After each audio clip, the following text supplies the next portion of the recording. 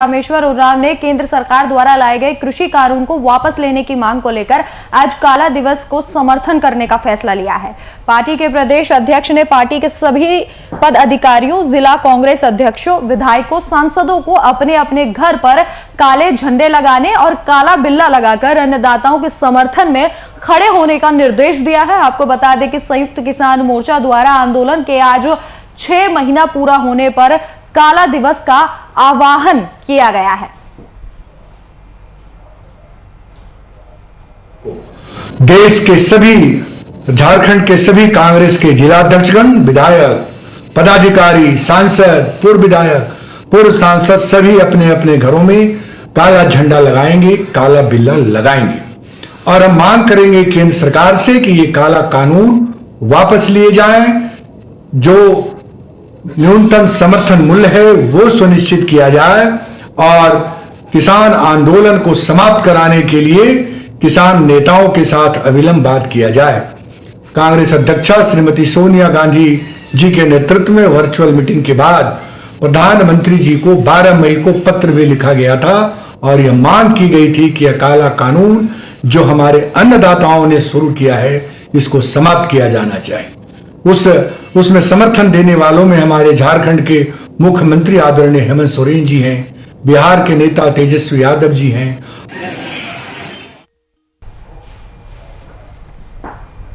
काला दिवस को समर्थन देने का कांग्रेस ने फैसला लिया है और इसी के साथ उन्होंने कहा है कि झारखंड में जो तमाम कांग्रेस के कार्यकर्ता हैं वो अपने अपने घरों पर काला झंडा और काला बिल्ला लगाकर इन तीनों काले कानूनों का विरोध करेंगे और इसी के साथ सरकार से इन तीनों कानूनों को वापस लेने की मांग करेंगे। आपको बता दें कि आज कृषि कानून के आंदोलन के खिलाफ आज 6 महीने पूरे हो चुके हैं।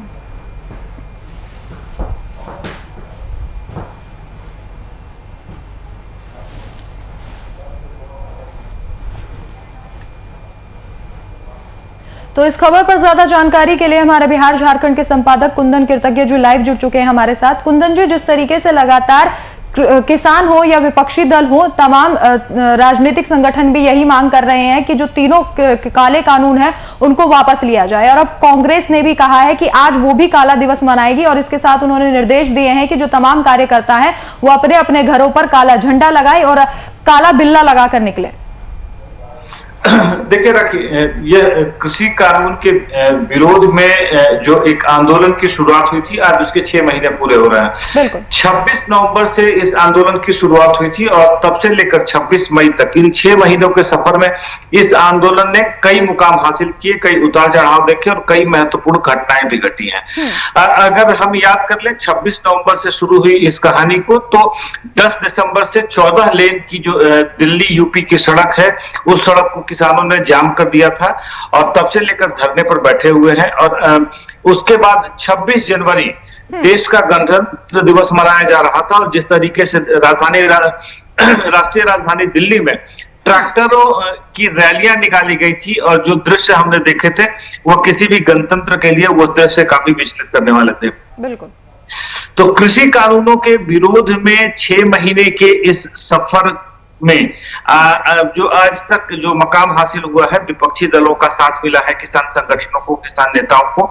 आज उसी के मौके पर काला दिवस मनाया जा रहा है। वो धरने पर दिल्ली यूपी बॉर्डर के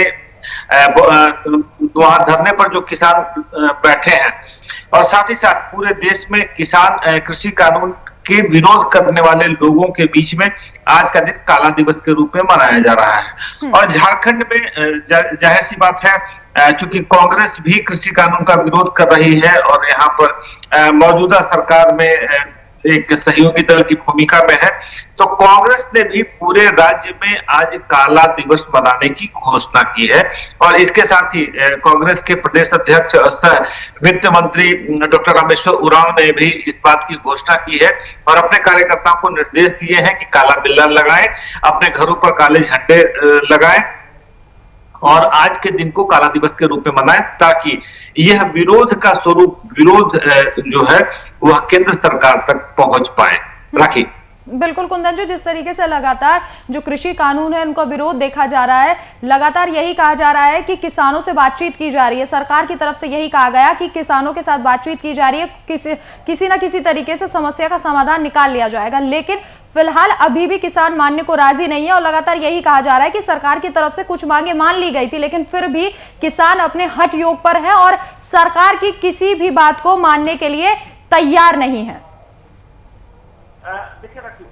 किसान संगठनों और उसके नेताओं की कई दौर की बातचीत हो चुकी है केंद्र सरकार से, और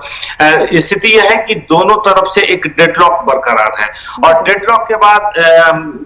कह सकते हैं कि जनवरी महीने में 26 जनवरी को जब यह घटना घटी थी, उसके बाद 28 जनवरी को किसान नेता राकेश टिकैत ने जिस तरीके से 26 जनवरी की घटनाओं की जिम्मेदारी लेते हुए माफी मांगी थी, और उसके बाद तमाम किसानों ने फिर से एकजुट होकर इस पूरे आंदोलन को साथ देने की कोशिश की थी। तो केंद्र सरकार और किसान संगठनों के बीच में जो एक गतिरोध है, वह गतिरोध जस का तस बना हुआ है। इसी बीच में मार्च के बाद, मार्च महीने से देश कोरोना संक्रमण के दूसरे दौर में पहुंच गया, और कहीं ना कहीं आप कह सकते हैं कि यह कृषि कानून का विरोध है, यह आंदोलन पिछली सीट पर चला गया। और शायद यही वजह है कि आज दिल्ली यूपी बॉर्डर पर जहां किसान संगठन आंदोलन कर रहे हैं, वहां उन्होंने अपने आप को बिल्कुल कैद कर रखा है ताकि कोरोना संक्रमण का प्रभाव के दुष्प्रभाव से बचा जा सके। और एक बैकअप तैयार किया गया है, आसपास के इलाकों में लगभग 5 लाख किसानों का बैकअप तैयार किया गया है, जो एक फोन कॉल पर वहां पर इस आंदोलन में साथ देने के लिए पहुंच सकते हैं। तो दोनों तरफ से अलग अलग तैयारियां की जा रही हैं। दूसरी तरफ किसान नेताओं का यह मानना है कि कोरोना संक्रमण की वजह से या महामारी जो घोषित की गई है इस बीमारी को, उसके नाम पर इस पूरे आंदोलन को जबरदस्ती हटाया जा सकता है, या न्यायालय की भूमिका इसमें आ सकती है। तो कई तरह के अप्रीहेंशन दोनों पक्षों की तरफ से चल रहे हैं, लेकिन स्थिति यह है कि कृषि कानून को लेकर गतिरोध बरकरार है, और इस गतिरोध के साथ साथ आज 6 महीने पूरे हो रहे हैं इस आंदोलन के, और पूरे देश में कृषि कानून का विरोध करने वाले जितने संगठन हैं, जितने स्वयं सेवी संस्थाएं हैं, जितने राजनीतिक दल हैं, वह सब आज के इस दिन को काला दिवस के रूप में मना रही हैं, काला बिल्ला लगाकर, काले झंडे फहराकर, और साथ ही साथ अपने घरों में मौन रखकर राखी। लेकिन कुंदन जी, तमाम सवाल ये उठाए जा रहे थे कि जिस तरीके से इस आंदोलन का साथ कई किसान संगठनों ने छोड़ दिया है, इसके साथ ही जिस तरीके से राकेश टिकैत के आंसू ने अपना काम किया और तमाम जो किसान है वो वहां पहुंच गए, लेकिन कहीं ना कहीं जो तमाम संगठन थे उन्होंने अपने कदम पीछे उठा लिया। और लोगों का कहना है, जो तमाम कई सत्ता बीजेपी के कार्यकर्ता नेता हैं, उनका कहना है कि अब राकेश टिकैत महज अपनी राजनीतिक जमीन खोज रहे हैं, इसके अलावा किसानों के हित के लिए वो नहीं सोच रहे हैं। तो क्या ये जो पूरा आंदोलन है, ये सिर्फ राजनीति में एंट्री लेने के लिए है, या फिर सच में किसानों के लिए कुछ करने की यहां पर कोशिश की जा रही है? देखिए राखी, देश में जब जब आंदोलन हुआ है तो उन आंदोलन से राजनीतिक हस्तियों का प्रादुर्भाव हुआ है। आप देख लें, विनोबा आंदोलन की बात कर लें, जयप्रकाश आंदोलन की बात कर लें, और सबसे अहम आपको बता दें कि आप जो आम आदमी पार्टी है उसकी स्थापना भी एक आंदोलन से हुई थी। और आज अरविंद केजरीवाल रालेगंज सिद्धि में जिस व्यक्ति ने इस आंदोलन की शुरुआत की थी, वो रालेगंज सिद्धि में है, लेकिन इस आंदोलन की दूसरी उपज अरविंद केजरीवाल और मनीष सिसोदिया, ये तमाम नेता आज दिल्ली की सत्ता में काबिज है। तो आंदोलन ने जब जब देश में रूप अख्तियार किया है, तब तब राजनीतिक हस्तियों का प्रादुर्भाव हुआ है। इसमें भी इतिहास बात का गवाह रहा है। शायद हो सकता है कि इस आंदोलन से राकेश टिकैत और नरेश टिकैत जैसे किसान नेता राजनीति में सीधे तौर पर एंट्री करने की इच्छा रखते हो, लेकिन अभी की स्थिति यह है कि जिस समय तक आंदोलन चलता रहा, इस आंदोलन ने कई उतार चढ़ाव झेले हैं। 26 नवंबर से शुरू हुआ आंदोलन, 10 दिसंबर को इसने 14 लेन के पूरी सड़क को जाम कर दिया था। दिल्ली में राष्ट्रीय राजधानी क्षेत्र में प्रवेश कर पाना काफी मुश्किल हो गया था, लोगों को काफी दिक्कतों का सामना करना पड़ा था। उसके बाद एक तरफ के आने जाने के रास्तों को खोला गया।